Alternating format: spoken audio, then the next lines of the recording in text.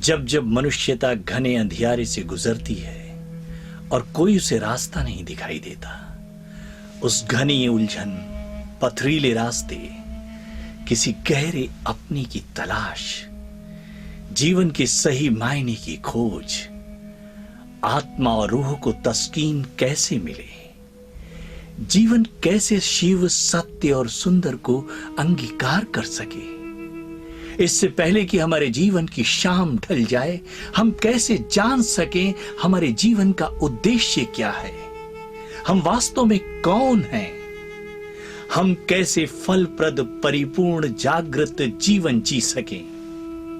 उस अंतर ज्योति को जो मनुष्यता भूल रही हो, उसे कैसे स्मृति के क्षितिज पर लाया जा सके, कैसे मन, शरीर और आत्मा के अजर अमर सिद्धांतों का नवीनीकरण किया जा सके।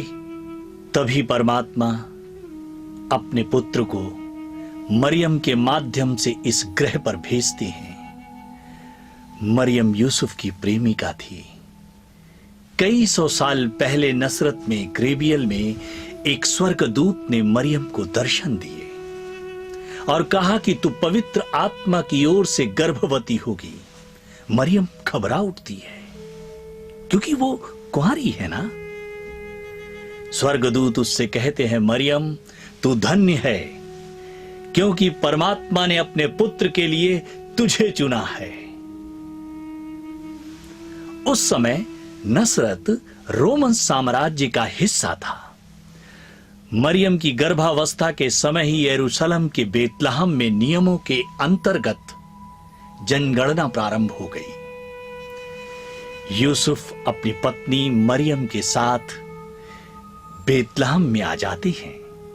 सराय में उन्हें कोई जगह नहीं मिलती, वो गौशाला में शरण लेते हैं। मरियम ने उसी गौशाला में जगत के उद्धारक, जगत के पालनकर्ता को जन्म दिया। मरियम ने उसी गौशाला में जगत के उद्धारक को जन्म दिया। पास में गडरियों को जब ये जानकारी मिली कि जगत को रोशनी देने वाला यीशु जन्म ले चुका है, तो वो उनके पास आते हैं, प्रणाम करते हैं, उनकी प्रार्थना करते हैं और दंडवत होकर के कहते हैं, यीशु तेरी रोशनी इस जगत में फैले। यीशु के जन्म की सूचना पाकर निकट देश के 3 ज्योतिषी भी यरूशलेम पहुंचे। उन्हें एक तारे ने यीशु मसीह का पता बताया। इस जगत में जो कुछ उत्पन्न हुआ है उसके बिना उत्पन्न नहीं हुआ। यीशु में मनुष्यों की रोशनी थी। रोशनी अंधकार में चमकती है और अंधकार ने उसे स्वीकार नहीं किया। उस रोशनी की गवाही देने के लिए यूहन्ना आया। रोशनी इस संसार में सबको प्रकाशित करती है। जगत के पालक, उद्धारकर्ता को उसकी उपस्थिति में ही लोगों ने नहीं पहचाना। वो अपनों के बीच में आया और अपनों ने ही उसे इनकार कर दिया। परंतु जिन लोगों ने उसे स्वीकार किया, वे परमात्मा की संतान बनने के अधिकारी हो गए। अनुग्रह, सच्चाई, अनुग्रह, सच्चाई, कृतज्ञता से भरकर हमारे बीच में रहते हुए हमें मार्ग दिखाते रहे हैं और आज भी यीशु की रोशनी मनुष्यता को राहें दे रही है, उन्हें रास्ता दिखा रही है।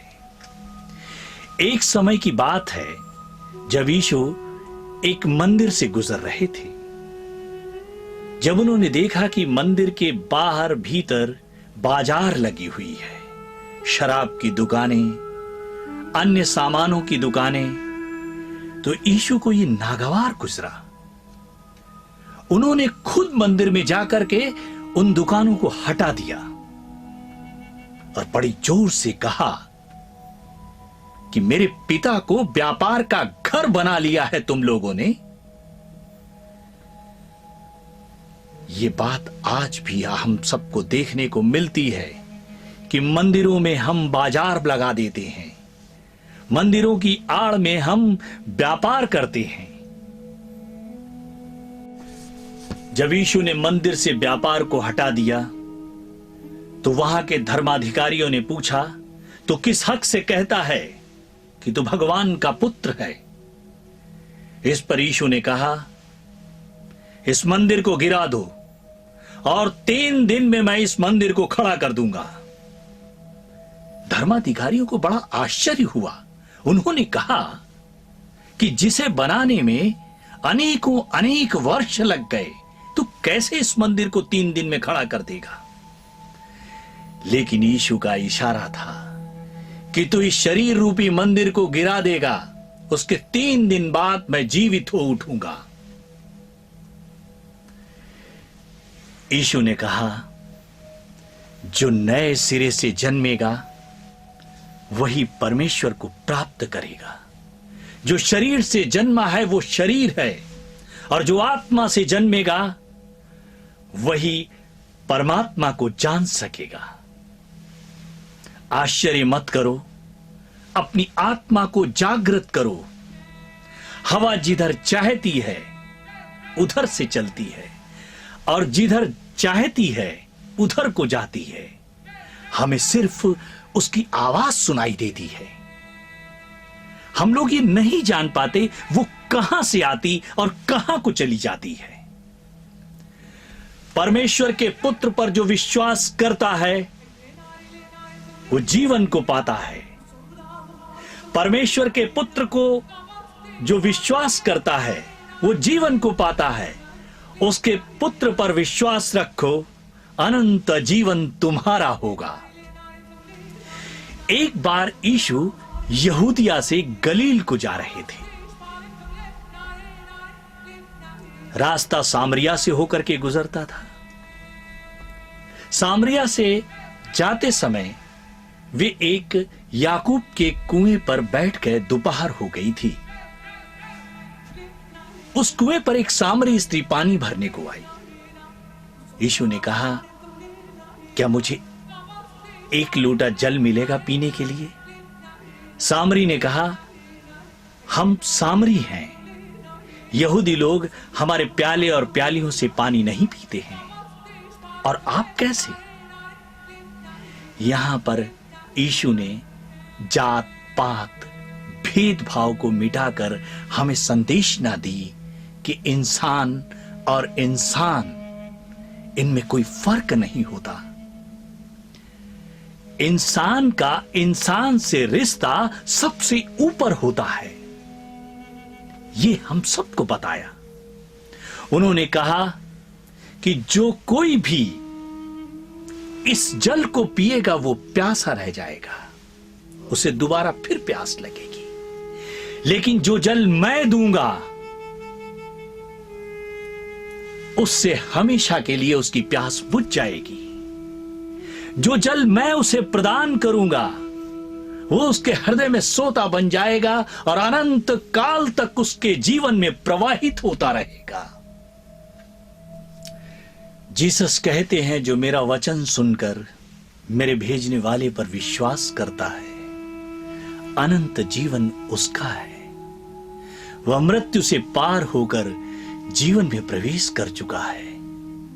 मैं तुमसे सच कहता हूं, वो समय आ चुका है जब मृत लोग ईश्वर का शब्द सुनेंगे और सुनने के बाद जिएंगे। एक समय की बात है, यीशु अपने शिष्यों के साथ एक पहाड़ी पर बैठे हुए थे।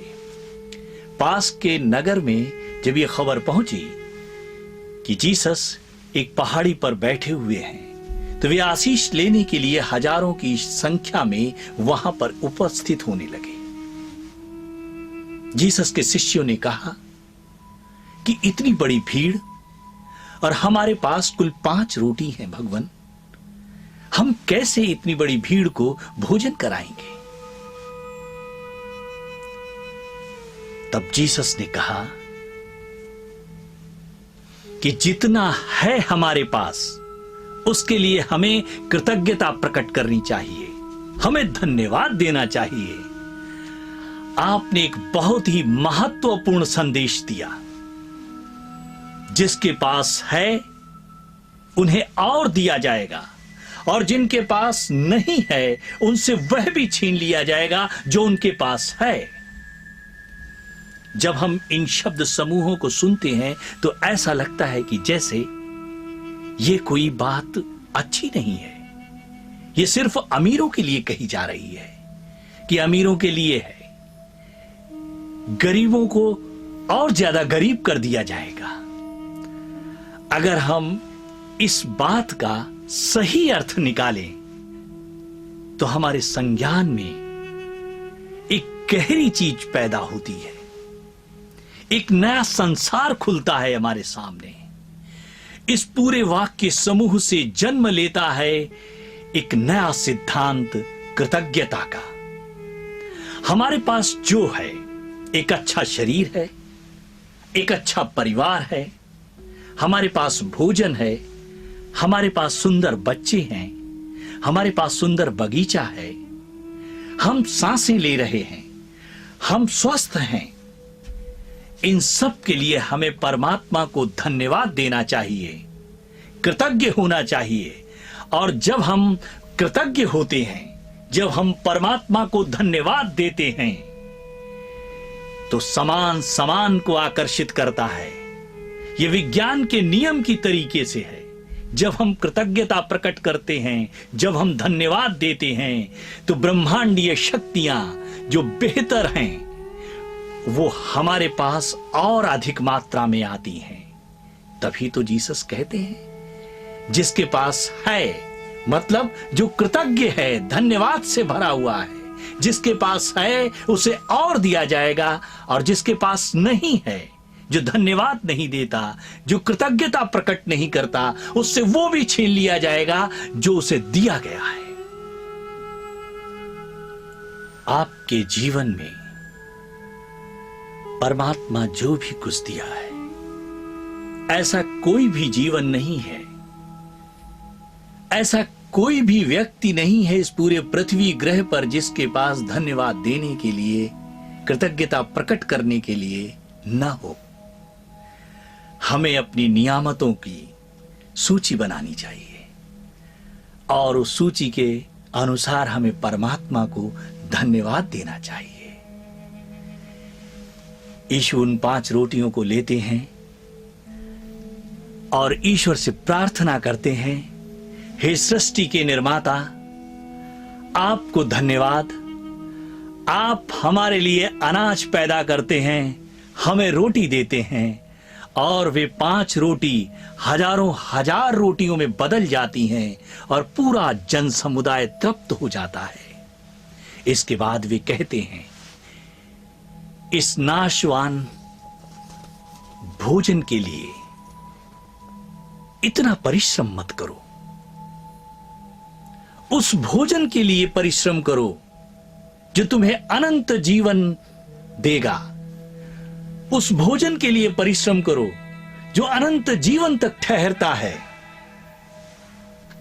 जिसे ईश्वर का पुत्र तुम्हें देता है, वो अनंत जीवन तक ठहरता है, जो स्वर्ग से उतरकर तुम्हें जीवन दे रहा है। यदि कोई प्यासा है तो मेरे पास आए, उसके दिल से पवित्र नदियां बह निकलेंगी। जब गेहूं का दाना भूमि में पड़कर अकेला अंधकार में रहता है मृत्यु के समान, तो वही दाना अनेकों फल लाता है। पुनरुत्थान और जीवन मैं ही हूं। मैं तुमसे सच कहता हूं, मैं तुम्हें सत्य दूंगा, और सत्य तुम्हें स्वतंत्रता के राजपथ पर ले जाएगा। जब यीशु हम लोगों के पापों के दंड को चुकाने के लिए क्रूस पर जाने से पहले अपने शिष्यों में संकेत करते हैं कि आप लोगों में से एक होगा जो मुझे 30 चांदी के सिक्कों में दुश्मनों के हाथों में बेच देगा, मेरा पता बताएगा। जानते हो वो कौन था? यहूदा। पतरस जो यीशु से अपने प्राण देने की बात करता है, उसने यीशु से कहता है, पतरस जो यीशु से अपने प्राण देने की बात करता है, उससे यीशु कहते हैं, मुर्गा बांग देने के पहले 3 बार तू मुझे इनकार करेगा। ये जानते हुए भी उन्होंने अपनी क्षमा, अपना प्रेम उन सबको प्रदान किया। वे पुनः उद्घोष करते हैं, मैं मार्ग हूं, मैं सत्य हूं, मैं जीवन हूं, मेरे पास आओ। जाते जाते मैं तुम्हें अनाथ नहीं होने दूंगा। थोड़ी देर के बाद मैं वापस आ जाऊंगा। संसार मुझे नहीं देख सकता क्योंकि वो मुझ पर विश्वास नहीं करता, लेकिन तुम लोगों ने मुझ पर विश्वास किया है। तुम्हारे लिए मैं पुनः जीवन धारण करूंगा। इसके बाद यहूदियों के समुदाय, इसके बाद यहूदियों के सरदार, धर्म गुरुओं ने पिलातुस से मिलकर ईश्वर पुत्र को क्रूस पर लटका दिया। क्रूस पर लटकते समय भी उन्होंने ईश्वर से प्रार्थना की, हे परमेश्वर, उन सबको माफ कर देना जो वे कर रहे हैं। उन्हें मालूम नहीं वे क्या कर रहे हैं।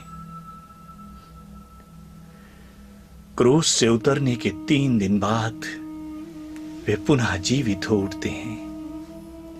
अपने शिष्यों को दर्शन देकर परमेश्वर की महिमा को, जगत को नई रोशनी प्रदान करते हैं, जिससे अंधेरे में भटकती मानवता को मार्ग, शांति, आनंद, समृद्धि, सत्य, जीवन, परमेश्वर का आशीष अनंत काल तक मिलता रहे। आप सभी को हमारी क्रिसमस की बहुत बहुत शुभकामनाएं, नव वर्ष की बहुत बहुत शुभकामनाएं। हम सबके जीवन में जीसस का आशीष हमेशा हमेशा प्राप्त हो रहा है और हमेशा हमेशा प्राप्त होता रहे। भूलवश अगर कहीं कोई कमी रह गई हो तो मुझे अवश्य प्रेषित करें। धन्यवाद।